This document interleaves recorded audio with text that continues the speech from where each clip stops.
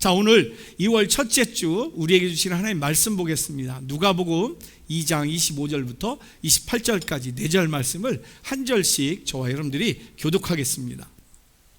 먼저 제가 25절 말씀을 봉독드립니다. 예루살렘에 시몬이라는 사람이 있으니 이 사람은 의롭고 경건하여 이스라엘의 위로를 기다리는 자라. 성령이 그 위에 계시더라. 그가 주의 그리스도를 보기 전에는 죽지 아니하니라 하는 성령의 지시를 받았더니 성령의 감동으로 성전에 들어가매 마침 부모가 율법의 관례대로 행하고자 하여 그 아기 예수를 데리고 오는지라. 시몬이 아기를 안고 하나님을 찬송하여 이르되 아멘. 오늘 이 본문 말씀을 통해서 주시는 한 말씀 제목이 기다림의 복입니다. 같이 한번 읽어볼까요? 시작. 기다림의 복. 여러분, 삶은 기다림이라고 이야기해도 과언이 아닐 것입니다. 우리의 삶은 모든 것을 기다리면서 살게 되어 있어요. 어린아이들은 방학을 무지하게 기다립니다. 그리고 생일 선물도 기다립니다. 또 청소년들은 사춘기가 돼서 빨리 커가지고 부모로부터 독립할 그날을 또 기다리기도 합니다. 군인은 뭘 가장 기다릴까요? 휴가를 제일 기다리고 가장 기다리는 건 제대를 또 기다립니다. 대학생은 뭘 기다립니까? 졸업과 함께 취업을 또 기다리기도 합니다. 또 결혼 정년기가 된 그러한 젊은이들은 뭘 기다릴까요? 가장 아름답고 또 행복하게 해줄 그러한 배우자를 기다리기도 합니다. 또 그렇게 이루어서 신혼부부가 된 사람들은 뭘 기다립니까? 첫 아이 출산을 또 기다리기도 합니다. 씨 뿌린 농부는 뭘 기다리죠? 당연히 씨가 싹이 트고 열매를 가장 풍성하게 맺기를 기다릴 것입니다. 또 금방 개업한 사업가 뭘 기다릴까요? 자기 가게를 채워줄 가득한 손님들을 기다릴 것입니다. 또 일에 치여서 하루하루 힘들게 살아가는 직장인들은 뭘 기다릴까요? 휴가를 기다릴 겁니다. 또 입원 환자, 다친 사람들, 아픈 사람들 뭘 기다릴까요? 건강이 빨리 회복되어서 빨리 퇴원하기를 기다릴 것입니다. 또 어렵사리 교회를 개척한 목회자들은 뭘 기다릴까요? 교회에 하나님의 역사로 부흥하기를 기다릴 것입니다. 우리 장로님 기도했듯이 지금 경기가 너무나도 어려워요. 그래서 어떤 사람들은 이 빨리 경기가 회복돼서 자기가 지금 어려움을 겪는 이 경제적인 어려움이 빨리 해결되기를 소망하는 사람들이 있을 겁니다. 그리고 지금 여러분들도 기다리는 분 계실 거예요. 뭘 기다리냐? 제 설교가 빨리 끝나기를. 여러분, 이렇듯 우리들의 삶은 정말 기다림으로 가득 차 있다라고 이야기할 수 있겠습니다. 그런데 그러한 기다림이 우리의 삶에 큰 힘이 된다라는 것입니다. 여러분, 빅토르 프랭클이라는 그러한 유대인 정신분석학자가 있죠. 그분이 쓴 책이 있어요. 이 죽음의 수용소라는 책인데 한번 볼까요? 이분 다 아시죠? 이분은 유대인으로서 의사예요. 근데 아우슈비츠 수용소에 갇히게 됩니다. 그래서 그 죽음의 수용소에서 겪은 이야기들을 쓴 책이 죽음의 수용소에 있어요. 근데 거기에 이런 얘기가 있어요. 한참 수용소에서 고문당하고 생체 실험당하고 또 노동당하고 수없이 죽어가는 그 죽음의 수용소에서 1944년쯤 되니까 이게 독일이 패전한 그러한 위기에 처하게 된 것을 알게 됩니다. 그래서 점점 독일이 후퇴하고 이제 전쟁에 항복할 것이라는 소문이 돌았어요. 그래서 이 독일이 패전의 위기 가운데 있는 1944년에 이 아우슈비츠 수용소에도 소망이 가득했어요. 비로소 이제 유엔군이 독일을 물리치고 우리가 해방되어서 이 1944년 성탄절은 우리가 가족들과 함께 집에서 보낼 수 있겠다라는 희망이 가득 찼습니다. 그런데 그해 히틀러가 끝까지 저항하는 바람에 아무 일도 일어나지 않고 그해 겨울이 지나가게 됩니다. 근데 문제는 그때 수많은 사람들이 그 수용소에서 그 겨울에 목숨을 잃었다는 것입니다. 도저히 살아갈 수 없는 그러한 현장의 수용소, 고문과 생체 실험과 노동과 핍박 속에서 끝까지 살아남은 사람은 과연 어떤 사람인가? 이 빅토르 프랭클 박사는 질문을 해요. 그런데 그렇게 바라봅니다. 그것은 마음에 분명한 희망을 가진 사람, 분명한 기다림이 있는 사람, 사랑하는 사람이 있는 사람, 집에 돌아가면 아내가 있고 자녀들이 있는 사람, 그리고 자기가 분명히 가서 해야 할 일이 있는 사람은 그 어려운 죽음의 환경에서도 끝까지 살아남더라는 것이에요. 그래서 빅터 프랭클 박사는 사람은 무엇으로 사는가라는 질문을 스스로 하고 이렇게 대답을 합니다. 사람은 무엇으로 사는가? 사람은 먹는 것만으로 사는 것도 아니요, 오직 희망으로 살고 기다림으로 산다라고 말합니다. 희망이 삶을 살게 한다는 거예요. 기다림이 삶을 살게 한다는 것입니다. 여러분, 살아있기에 기다릴 뿐만 아니라 기다림이 있기에 살아갈 이유가 된다는 것이에요. 기다림은 실로 삶의 의지다라고 이야기를 합니다. 기다림이 삶을 살게 하는 힘이 된다라는 것입니다. 여러분, 그거 아십니까? 신앙도 기다림인 거예요. 어떠한 기다림이에요? 내 기도의 응답을 기다립니다. 신앙도 기다림이에요. 하나님의 사랑을 기다립니다. 하나님의 치유의 역사를 기다립니다. 하나님의 구원의 역사를 기다립니다. 그래서 신앙도 기다림인 거예요. 사랑하는 성도 여러분, 여러분들은 지금 어떠한 기다림이 있으십니까? 이게 굉장히 중요해요. 왜요? 그 기다림이 여러분의 삶을 존귀하게 세우기 때문입니다. 전 여러분들이 오늘 예배를 드리면서 이 복된 기다림이 세워지는 축복이 있길 주님의 이름 간절히 축원합니다. 오늘 본문 말씀 다 아시죠? 아기 예수님이 이제 태어나서 8일 만에 할례를 받고 정결 예식을 위해서 이제 부모님의 품에 안겨서 예루살렘 성전에 올라가는 내용이 오늘 본문 내용이에요. 오늘 본문 22절 한번 같이 한번 읽어볼까요? 시작. 모세의 법대로 정결 예식의 날이 참에 아기를 데리고 예루살렘에 올라가니. 예, 지금 시점이 아기 예수님의 시점을 맞춰져 있어요. 근데 이 시점을 제3자 입장으로 바꿔보면 이스라엘의 시점, 예루살렘의 성전의 시점을 보면 그래요. 지금 이스라엘 온 백성과 예루살렘 성전은 지금 오랫동안 그 성전을 성전되게 할 그리스도를 기다리고 있습니다. 주인을 기다리고 있는 거예요. 바로 그 주인이 아기 예수 그리스도로 지금 부모님 품 안에 안겨서 이 성전에 오게 된 것이지요. 근데 이 아기를 알아보는 사람이 아무도 없었어요. 단 2사람만 제외하고. 그 아기를 그리스도로 알아본 사람 2사람의 늙은 선지자들이 있었습니다. 그 선지자는 바로 오늘 본문의 시므온과 안나라는 선지자예요.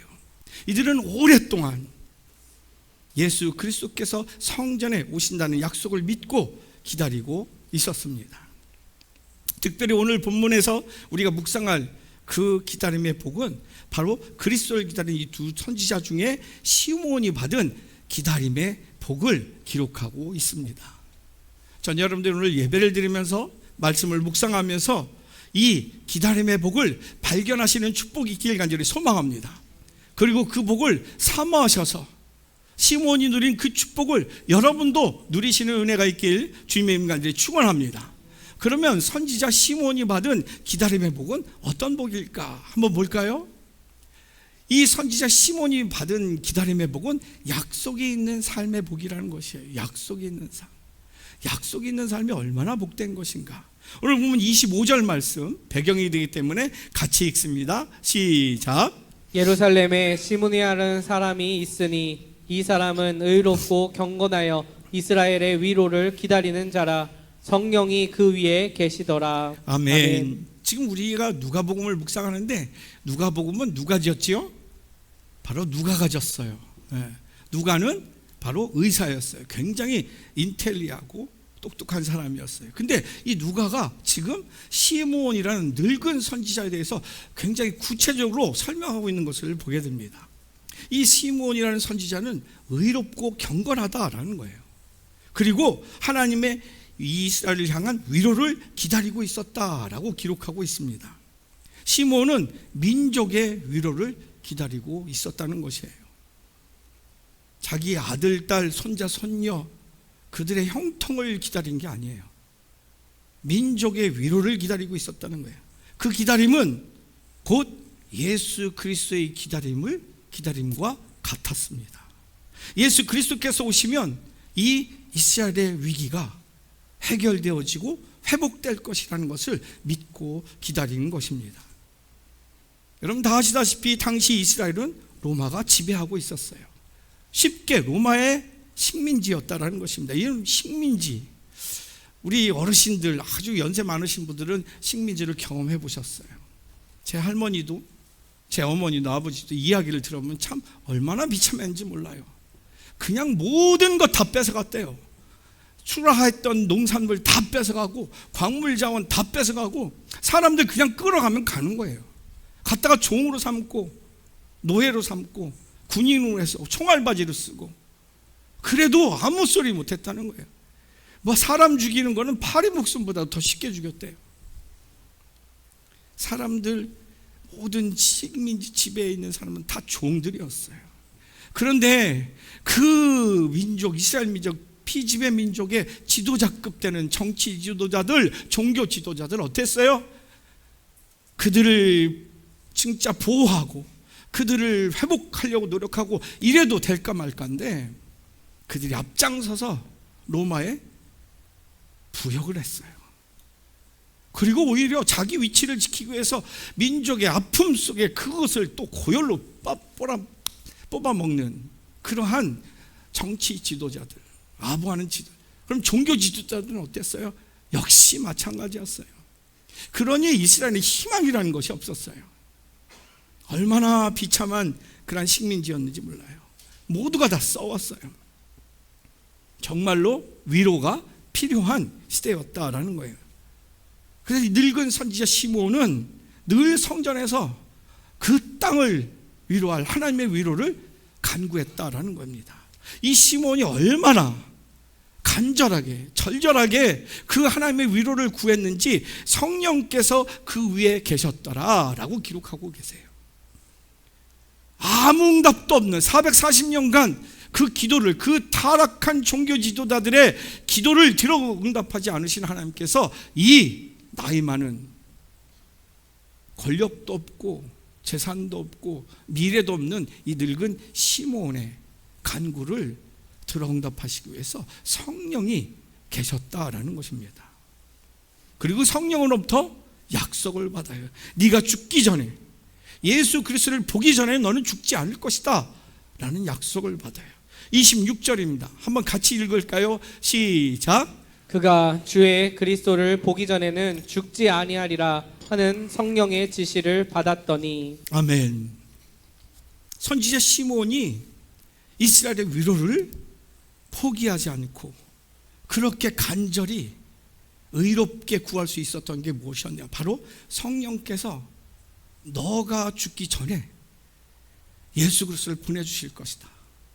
예수 그리스도가 오시기 전에는 너는 결코 죽지 않을 것이다 라는 성령의 약속이 있었기에 그 연로한 나이, 그 질병으로 가득한 그 몸을 이끌고 그 누구도 구하지 않은 그 하나님의 위로를 이는 성실하게 성전에서 구할 수 있었다라는 것입니다. 약속이 그 극복할 수 없는 그 환경을 극복하게 하였다라는 거예요.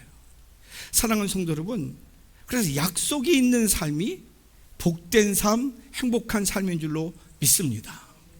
여러분, 기다림이 있다라는 것은 약속이 있다는 말이고, 약속이 있다는 말은 미래가 있다는 말인 줄로 믿습니다. 여러분, 미래에 대한 기다림, 제가 수없이 얘기했어요. 내일이 없는 오늘은 무기력하다라고 얘기를 했어요. 그래서 미래가 있는 삶은 오늘을 살 수 있는 이유가 있고 힘이 있어요. 그래서 환경을 정복하고 조건을 정복하고 개척하는 역사의 리더가 될 수밖에 없는 줄로 믿습니다. 미래에 대한 약속이 있고, 그래서 그 약속을 기다리는 사람, 그 사람은 환경에 정복, 난 이런 가정에서 태어나서, 나는 이런 집에서 태어나서, 난 이런 회사에서, 난 이런 직장에서, 난 이런 교회에서, 이러한 나라에서 태어나서 나는 할 수 있는 게 아무것도 없어. 난 이런 건강으로 할 수 있는 게 아무것도 없어. 나는 어려서 배운 게 없어서 할 수 있는 게 아무것도 없어. 절망밖에 없는, 이미 죽은 영혼이죠. 근데 그 삶에 하나님의 약속이 있을 때, 그때 그 약속이 기다림으로 미래를 열어주시고 그 미래를 향해서 나아가는 힘과 능력을 주시는 줄로 믿습니다. 그러한 사람이 한 사람만이라도 한 가정에 있을 때 그 가정은 살게 되는 줄로 믿습니다. 정말 내가 살기 위해서 내가 이 직장 다니지, 내가 아니었으면 벌써 그만뒀다. 여러분, 그러한 직장이 왜 희망이 없는지 아세요? 약속이 있는 사람이 없기 때문에 그래요. 미래가 있는 사람이 없기 때문에 그래요. 전 여러분들이 약속이 있길 간절히 소망합니다. 그래서 미래가 있길 간절히 소망합니다. 그래서 여러분들로 인해서 역사가 정복되어지고 다스려지는 그러한 축복이 여러분의 삶을 통해서 여러분의 가정과 일터와 우리 교회와 이 나라에 있길 주님의 이름 간절히 축원합니다. 약속이 그렇게 중요해요. 시므온이 받은 기다림의 복은 약속이 있는 삶을 살게 되었다는 거예요. 약속하면 떠오르는 이야기가 있습니다. 제가 한두 번 말씀드린 것 같아요. 한번 사진을 볼까요? 초이스 인재경영개발원의 최종택 원장이에요. 그분이 쓴 하루 약속이라는 책이에요. 이분은 어렸을 때 너무나도 가난했어요. 그래서 가난해서 집안에 식구들이 같이 살 수가 없어요. 먹을 게 없으니까 다 뿔뿔이 흩어져서 자생적으로 살 수밖에 없어요. 그래서 이 최종택 원장은 어렸을 때 초등학교부터 중학교까지 그냥 혼자서 길거리에서 살았어요. 근데 고등학교까지 이게 소속이 돼 있어서 고등학교 1학년 1학기까지 다녔는데 그 이상 다닐 수가 없어요. 육성회비나 이런 거 낼 수도 없고, 그리고 너무나도 못 먹어서 한쪽 눈을 실명을 해요. 얼마나 이 영양실조가 심했는지. 그래서 더 이상 여기는 소망이 없다. 그래서 무작정 학교를 중퇴하고 밀양에서 서울로 무작정 상경을 합니다. 그런데 상경하면서 그냥 간 게 아니에요. 가장 힘이 됐고 위로가 되던 두 명의 친구와 약속을 하고 떠나요. 그 두 명의 친구랑 무슨 약속이냐, 25년 뒤에, 오늘부터 25년 뒤에 바로 이날 이 장소에서 우리 다시 만나자 약속을 해요. 그리고 그것을 약속을 기입을 해요. 서로 세 종이에 나눴습니다. 그리고 서로 사인을 해요. 사인한 그 약속의 종이를 서로 세 명이 나눠 갖고 헤어지게 됩니다. 그리고 25년 후에 이 최종택 원장은 약속을 지키러 날아갑니다. 자기 아내와 두 아이를 이끌고 25년 전에 약속한 그날 그 장소로 내려갑니다. 여러분, 다른 두 친구도 25년이 지난 그 약속 장소로 그날 왔을까요? 25년 동안 연락 한 번 한 적이 없대요. 그럼 만난 적도 없대요. 그러한 친구들이 17살 때 헤어진 그 약속을 기억하고 그날 그 장소에 왔을까요?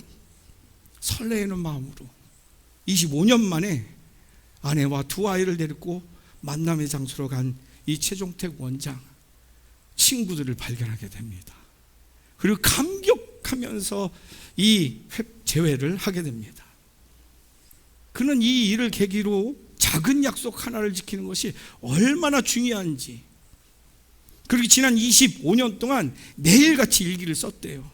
그 25년 동안 매일같이 쓴 일기장을 다시 보면서 삶을 되돌아보게 되었다는 것이에요.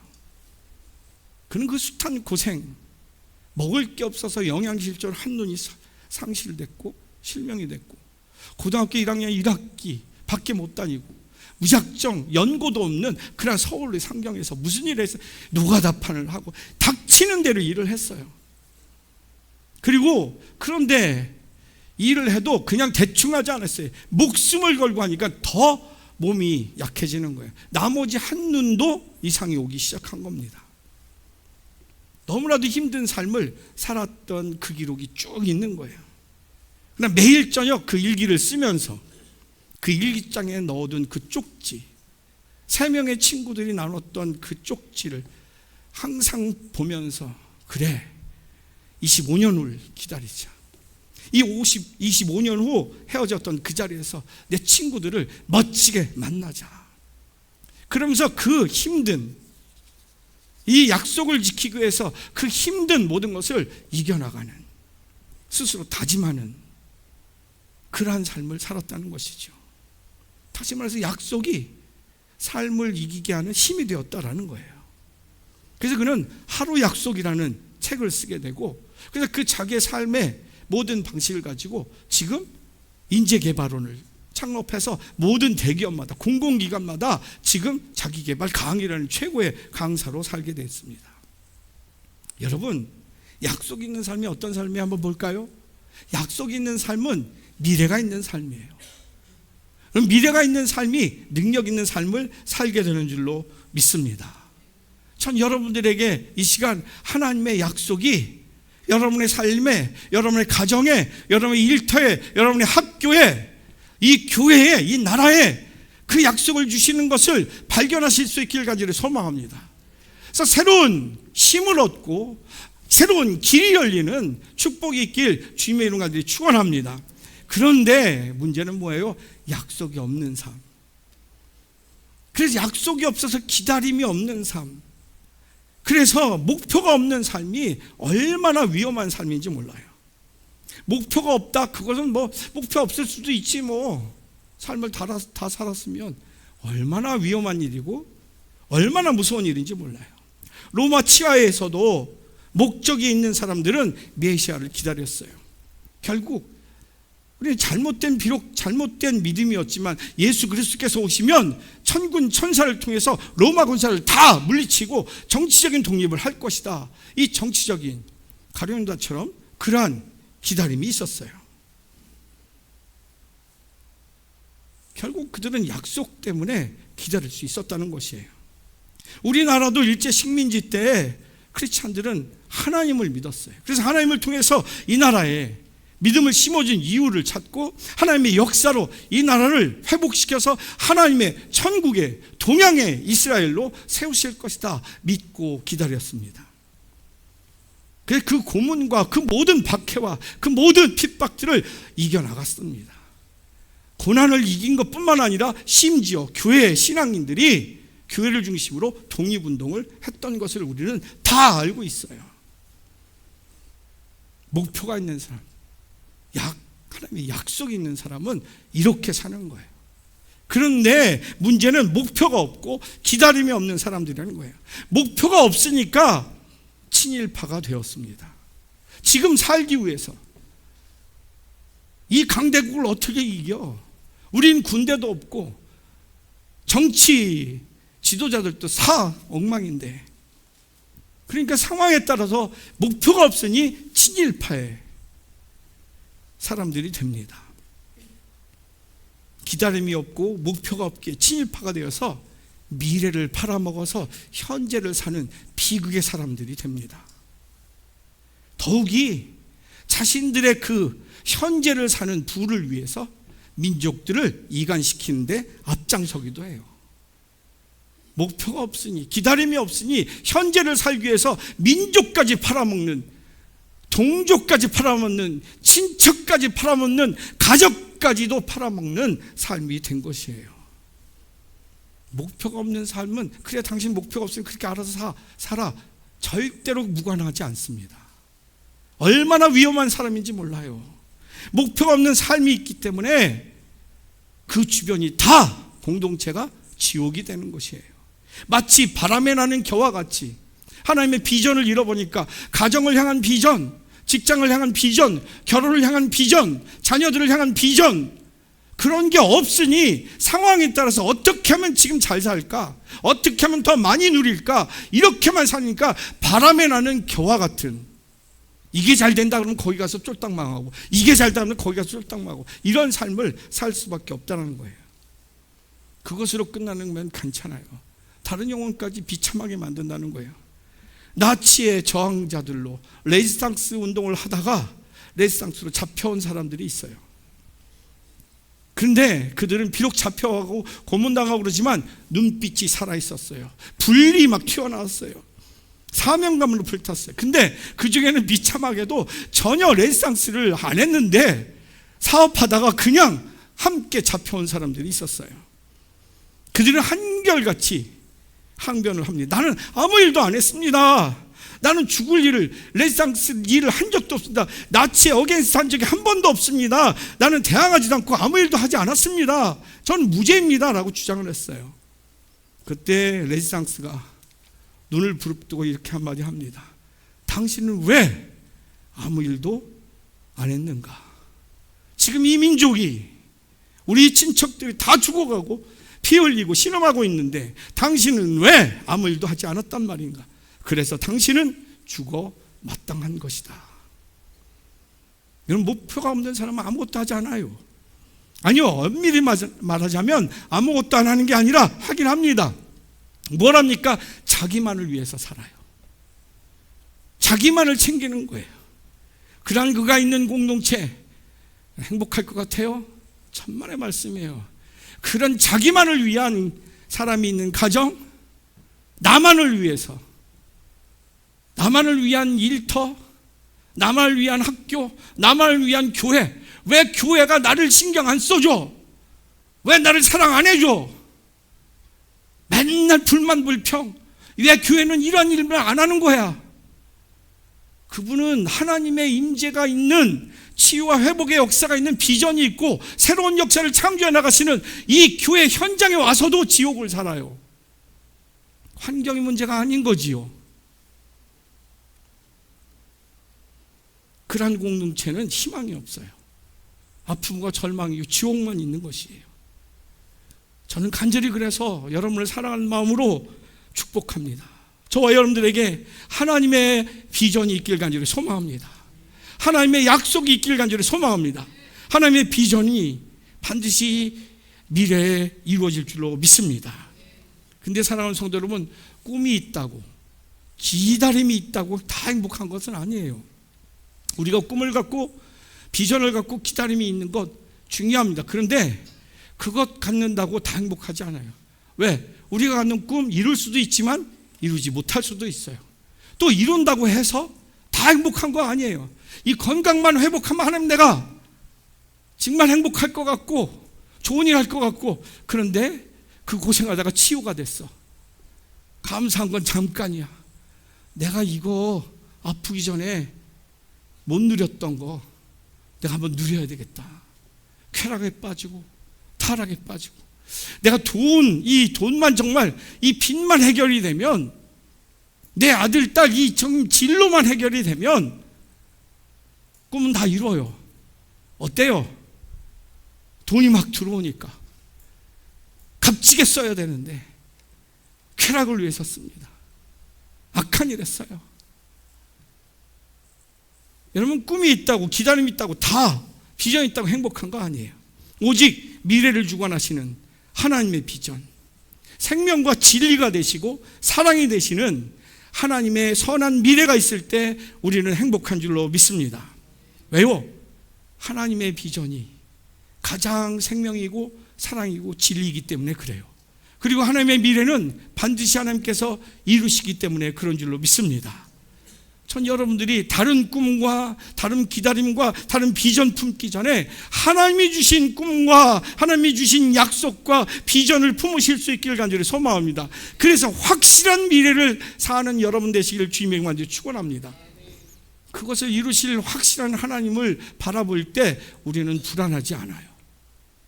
담대하게 나갈 수 있어요.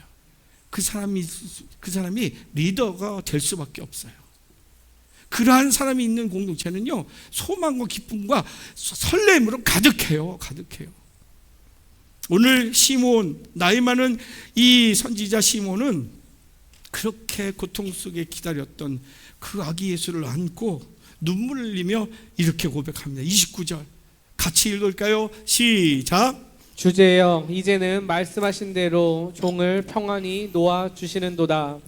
이것을 해석한 주석을 보면 이제는 이 민족의 앞날에 대해 더 이상 제가 염려 안 해도 되겠사오니 이제는 죽어도 여한이 없습니다. 하나님이 일하시니 선으로 사랑으로 구원하실 줄 믿습니다. 하나님이 일하시니 이제 하나님의 역사가 이 아이로 시작됐으니 내가 확인했으니 이제 역사를 하나님이 이루실 것이니 내가 죽어도 여한이 없습니다 라는 거예요. 전 여러분들의 삶에도 이러한 고백이 있길 간절히 소망합니다. 항상 그 하나님의 역사를 발견하면서 행복으로 가득하길 주님의 영광을 축원합니다. 질문 드리고 마칩니다. 지금 나에게 있어서 하나님이 주신 약속은 어떤 것이 있습니까? 저는 지난번 우리 수련 목회자 합격들 하고서 사역자 회의를 다시 했어요. 작년에 계획했던 거랑 좀 바뀌면서 그러면서 10년의 계획을 세우는데 여러 가지 구체적인 일들이 많지만 대부분 큰 거가 아니었어요. 뭐 여기 입주자들 오면 뭐 저기는 10,000명 계획을 세우고 막 이런다는데 저는 그거보다도 하나님 주신 마음은 지금 하나님께서 함께 신앙생활하기엔 귀한 우리 성도님들 그 삶을 영적으로 육적으로 강건할 수 있도록 작은 기도 다 기도의 가정마다 기도의 제목들이 있어요. 건강의 문제, 부모의 문제, 자녀들의 문제, 취직의 문제, 결혼의 문제, 집 문제 다 있어요. 다 있어요. 근데 그때마다 그 작은 것들을 하나님께 간구하면서 하나님의 뜻을 물으면서 그 뜻을 이루게 해달라고 기도할 때 하나님께서 응답해 주시겠다는 그러한 비전을 우리에게 주셨습니다. 우리 양적인 비전을 꿈꾸지 않았어요. 영적으로 육적으로 강건하여지는 비전, 그리스도의 장성한 분량으로 세워지는 비전. 그래서 누구든 이 교회에 오면 그 하나님의 사랑으로 치유되어지고 회복되어지는 비전, 그래서 하나님의 살아계심이 항상 느껴지는 그런 교회의 비전을 하나님께서 주셨습니다. 저희 사역자들은 그래서 새벽마다 매 순간마다 이것을 위해서 기도하고 있습니다. 여러분들에게 귀찮게 속장님들에게 전화하고 또 우리 어르신들에게 전화하고 아유 저한테는 전화 안 하셔도 돼요 막 이러는데 계속해요. 그래서 끝까지 천국을 살면서 천국까지 함께 가는 그 비전을 하나님께서 주셨어요. 그 약속을 준비하면서 누리는 기쁨의 일은 무엇이 있습니까? 그때마다 하나님, 아니 목사님 막 전화가 와요. 목사님 이거 해결됐대요. 목사님 이거 완치됐대요. 목사님 애가 이번에 합격했어요. 이러한 작은 소망의 기쁨들이 얼마나 기쁨이 되고 힘이 되는지 몰라요. 저는요 이러한 축복이 여러분의 삶에 이 종로교회를 통해서 서로 기도해주고 속장님이 기도해주고 선교회장님이 기도해주고 장로님 권사님들이 관심 가져주고 치유해주고 회복하는 그 놀라운 천국을 여러분들이 매일마다 이 교회를 통해서 누리시길 주님의 영광을 축원합니다. 그러기 위해서 여러분들에게 주신 하나님의 약속을 여러분들이 붙들어야 됩니다. 그 약속이 여러분의 삶을 이끌게 될 줄로 믿습니다. 그 약속이 여러분의 공동체를 소망으로 가득하게 할 줄로 믿습니다. 전 여러분들이 있는 가정, 여러분들이 있는 사업장, 직장마다 학교마다 소망으로 가득한 축복이 있길 주님의 이름으로 축원합니다. 말씀 정리합니다. 기다림의 복. 여러분 기다림의 복이 있길 간절히 소망합니다. 기다림의 복은 약속이 있다는 뜻이에요. 약속이 있다는 것은 미래가 있다는 뜻이에요. 전 여러분들에게 하나님의 뜻 가운데 미래가 활짝 열리는 책임져 주시는 축복이 가득하길 주님의 이름으로 축원합니다.